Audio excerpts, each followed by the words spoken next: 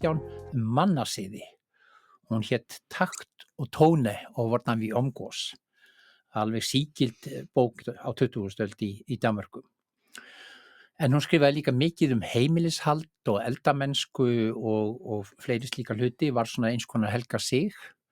Ég man að dönsk vinkona mín sem var mikill kokkur, heitir Nanna Simonsen, hún gaf út bók sem hét Emma Gad, Vi gider ikke, sem svona danskur orðaleikur á við sko Helga Sig en ekki mig, eða eitthvað ámóta.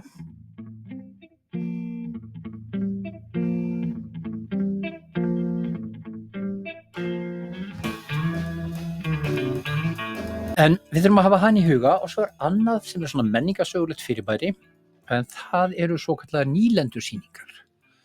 Þetta var algengt á 19. öld, sérstaklega seinni hluta 19. öldar og framan af þeirri 20.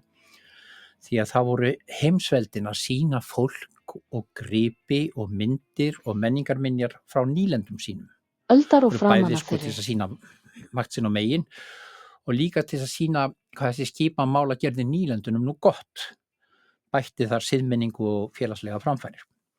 Þetta átti líka sko auka samheldni innan